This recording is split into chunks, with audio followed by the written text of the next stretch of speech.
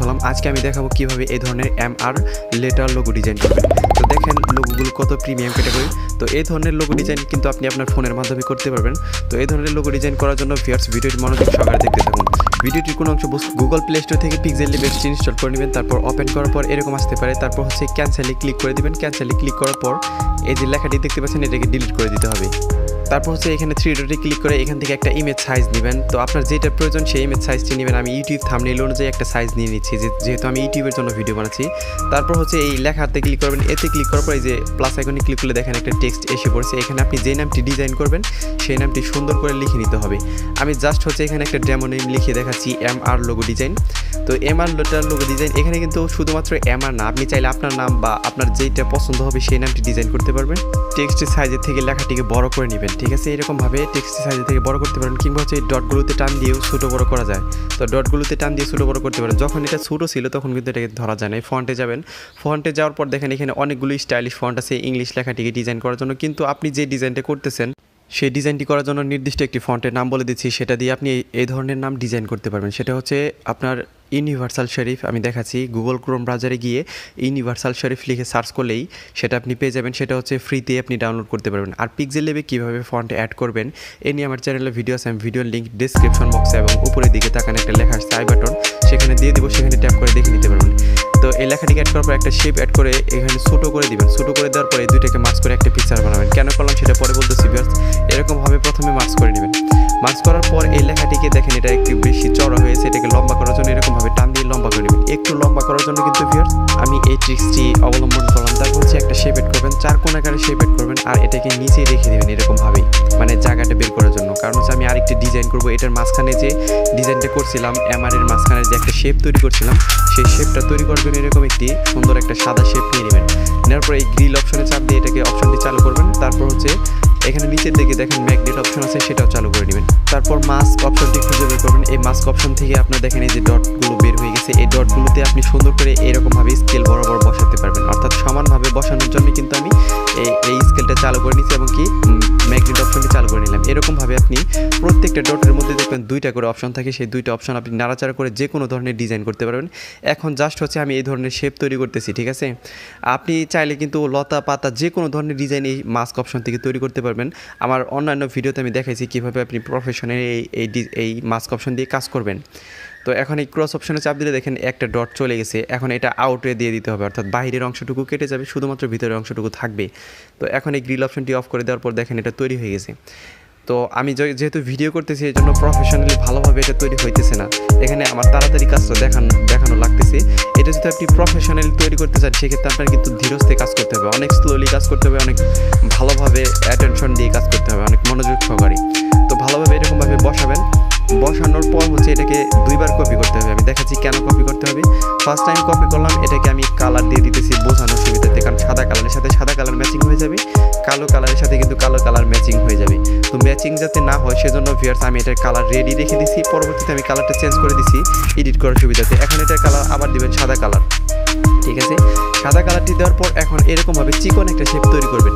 তো দেখেন লাল যে শেপটা তৈরি হইতেছে সেটা কিন্তু ভালোভাবে তৈরি হইতেছে। এই শেপটা কিন্তু এখনো পূর্ণাঙ্গভাবে তৈরি হয় না। এটাকে ডিজাইন করার জন্য আমি নিচের লেয়ারটিকে যে লাল কালার দিয়েছি সেটাকে কালো কালার দিতে হবে। কারণ হচ্ছে যে আমরা টেক্সচার থেকে কালার দেবো। আমি যে ইন্ট্রোতে যে কালারগুলো দেখাইছি সেরকম কালার তৈরি করবো, সেজন্য হচ্ছে এটাকে প্রথমে মার্চ করে আমরা এই শেপটা তৈরি করব। তারপর এটার কালার চেঞ্জ করতে হবে। তো কীভাবে চেঞ্জ করবেন সেই প্রসেসটি আমি দেখিয়ে দিব। প্রথমে এই প্রসেসগুলো দেখেন আপনি কীভাবে এডিটিংটা করবেন। দেখেন এখন কিন্তু সাদা কালারটুকু ইরেজ হয়ে গেছে, কালো একটা সুন্দর চিকন একটা শেপ বের হয়ে গেছে। এই কালো শেপটা আপনি যেহেতু ইরেজ কালার করছেন সেজন্য আপনি টেক্সচার থেকে কালার দিতে পারবেন না। এটাতে কালার দিতে পারবেন শুধু অন্য একটি শেপের সাথে মার্চ করলে, যখন একটা পিকচার হয়ে যাবে তখন এটাকে আপনি কালার দিতে পারবেন। এটাকে হাইড করে এই চিকন শেপটার সাথে মার্চ করে নেবেন, ঠিক আছে ভিউয়ার্স? কালার ইরেজ করার পর যদি আপনি টেক্সচার থেকে কালার দেন সেক্ষেত্রে কিন্তু আপনার মাস্ট বি কালারটা নষ্ট হবেই। সেজন্য টেক্সচার থেকে কালার দেওয়ার জন্য অনেকটি শেপ নিয়ে সেটার সাথে মার্চ করে দিবেন, তাহলে আপনি সুন্দরভাবে কালারটা দিতে পারবেন। দেখেন আমি টেক্সচার থেকে কত সুন্দর সুন্দর কালার দিই এবং কি ডিজাইনটি কত প্রিমিয়াম ক্যাটাগরির লুকস আসে। এরকমভাবে ভিউয়ার্স আপনি কাস্টম কালারগুলো আপনি গ্যালারি থেকে দিতে পারবেন এই টেক্সচার অপশন থেকে। আর অনেকেরই কিন্তু এই সমস্যাটি হয় যে টেক্সচার অপশন থেকে কালার দিতে যায়, কালারটা নষ্ট হয়ে যায়। সেখানে নষ্ট হওয়ার কারণ হচ্ছে যে সে কালারটা ইরেজ করার পর আর কোনো শেপের সাথে মার্চ করে না, বিধায়ী কালারটা নষ্ট হয়ে যায়। এটাতে আমি টেক্সচার থেকে কালার দিয়ে দিব। আর এখানে 2টা কালার আমি মিক্স ব্যবহার করবো। এটা হচ্ছে সবুজ কালার, আরেকটা হচ্ছে আপনার গ্রে কালার, ঠিক আছে? সেই কালারগুলো আপনি ডাউনলোড লিঙ্ক ডেসক্রিপশন বক্সে পেয়ে যাবেন, সেখান থেকে আপনারা ডাউনলোড করে নেবেন। ডেসক্রিপশন বক্সে দেখবেন যে হচ্ছে পিএনজি ফাইল ডাউনলোড লিঙ্ক আছে, সেটার ভিতরে দেখবেন যে ক্লিক করার পর একটা ব্যাকগ্রাউন্ড ফোল্ডার আছে, সেই ফোল্ডারের মধ্যে এগুলো আপনার থাকবে, সেখান থেকে আপনারা ডাউনলোড করে নেবেন। এখন এই দুইটা শেপকে সুন্দরভাবে ভালো করে বসাতে হবে, মানে অ্যাটাচ করে বসাতে হবে একটু স্পেস রেখে। তো আমি প্রথমে এটাকে লক করে নিয়েছি ছোটোটাকে সিলেক্ট করার জন্য, কারণ এটার জায়গা কম, সেটা সিলেক্ট নাও হইতে পারে, এই জন্য কিন্তু সুন্দর করে লক করে নিয়ে তারপরে এই দুটোকে মার্চ করে একটা পিকচার বানিয়ে নিব, কারণ যে কোনো সময় এটা নাড়াচাড়া লেগে নষ্ট হয়ে যেতে পারে। এখন হচ্ছে যে এমের সাথে এটাকে সুন্দর করে বসাতে হবে, এই জন্য এমটাকে সিলেক্ট করবেন। এমটাকে সিলেক্ট করার পর এই পজিশনের থেকে রিলেটিভ পজিশনের থেকে এটাকে মাঝ বরাবর করে নেবেন, কারণ এটাকে আমাদের কপি করতে হবে। মাঝ বরাবর করার পর এখন এই শেপটাকে সুন্দর করে বসাবেন আবার এটার মাঝখানে। তো বসিয়ে দেওয়ার পর এটাকে কপি করতে হবে, এটাকে কপি করে সাদা কালার দিতে হবে, কারণ হচ্ছে যে এমআরএ থেকে আমাদের কালারটা ইরেজ করতে হবে, কারণ বলছি যে এমআরএ থেকে কিন্তু স্পেস বের করতে হবে, স্পেস না বের করলে কিন্তু আপনার এই ডিজাইনটা ভালো দেখা যাবে না এবং কি লুকসটাও সুন্দর আসবে না। এটার স্ট্রোক দিয়ে মাঝখানের অপশনটুকু ঢেকে দিতে হবে, অর্থাৎ স্ট্রোকের মধ্যে সাদা কালারটা আপনি সিলেক্ট করে নেবেন। স্ট্রোকে কিন্তু সাদা কালারটা সিলেক্ট করাই থাকে শেপের ক্ষেত্রে, কিন্তু ফন্টের ক্ষেত্রে কালো কালার সিলেক্ট করা থাকে। সেক্ষেত্রে যদি কালারটা সিলেক্ট করা না থাকে, তারপর হচ্ছে এই সাদা শেপটিকে এমআরের সাথে সুন্দর করে মার্চ করে নেবেন, মার্চ করে কালারটা ইরেজ করব। তারপর হচ্ছে এমআরকে আবার কিন্তু কপি করতে হবে, এবং কি এটা কীভাবে কালার দিবেন, দুই রকম কালার সেটা আমি দেখে দিচ্ছি। তো দেখেন এটার কালার কিন্তু ইরেজ হয়ে গেছে, সুন্দর করে একটা শেপ কিন্তু বের হয়েছে। এখন হচ্ছে যে এই লেয়ারটি দেখেন উপরে এসে পড়েছে, এখন এই সুন্দর করে বসানোর জন্য ভালোভাবে বসাবেন, এটাকে মাঝ বরাবর বসাতে হবে ভিউয়ার্স। আমি এমআর থেকে কালার ইরেজ করতে ভিউয়ার্স আমি টেক্সচার থেকে কালার দেবো, এই জন্য কিন্তু আরেকটা কালো শেপ নিয়ে এই এমআরের সাথে সুন্দর করে মাস্ক করে নিতেছি। আমি কিন্তু বারবার বলছি ভিউয়ার্স, এই সমস্যার মধ্যে কিন্তু অনেকেই পড়েন, এই ভিডিওটা যদি ভালো করে দেখে থাকেন তাহলে এই সমস্যাটি আপনার জন্য সমাধান হয়ে যাবে। এখন হচ্ছে এটাকে মাঝ বরাবর বসানোর জন্য আমি রিলেটিভ সাইজের থেকে ভিউয়ার্স রিলেটিভ পজিশনের থেকে এটাকে মাঝ বরাবর বসিয়ে দিব। এখন কিন্তু মাঝ বরাবর বসছে, এখন জাস্ট হচ্ছে এই শেপটাকে আমি ভালোভাবে বসাবো, ঠিক আছে? ভালোভাবে কিন্তু এই শেপটা বসাই নাই, সেই শেপটাকে আমি ভালোভাবে বসানোর জন্য এই শেপটাকে সবার উপরে আনবো ধরার জন্য, অর্থাৎ মুভমেন্টের জন্য।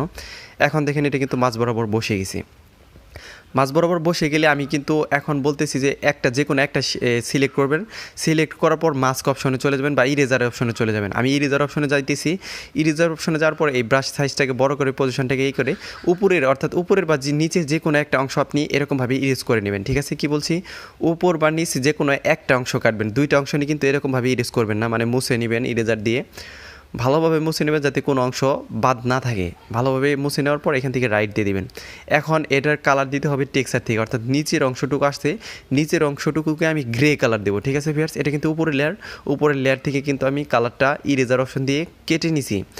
এখন নিচেরটার কালার দেবো গ্রে এবং উপরেরটার কালার দেবো হচ্ছে গ্রিন কালার। তো সুন্দর করে কালারটা দেওয়ার জন্য ভিউয়ার্স এই কালারগুলো কিন্তু আমি বলছি যে ডাউনলোড লিঙ্ক আমার ডেসক্রিপশন বক্সে থাকবে, সেখান থেকে সুন্দর করে আপনারা ডাউনলোড করে নেবেন। তো আমি এই কালারটা ব্যবহার করতেছি, এটা যেহেতু নিচের অংশটুকু কালো কালো দেখা যাইতেছে, সেই অংশটা আমি কেটে দিলাম।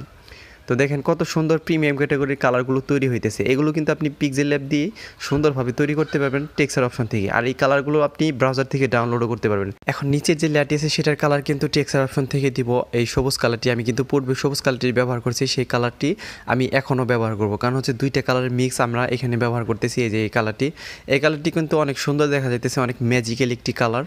তো এটা দেওয়ার পর এখান থেকে টেক্সচার অপশন থেকে এই শেপগুলোকে বড় করার জন্য আপনি এটাকে স্কেলটাকে একটু বাড়িয়ে দিতে পারেন। দেখেন এটা কিন্তু ম্যাচিং হয়ে গেছে।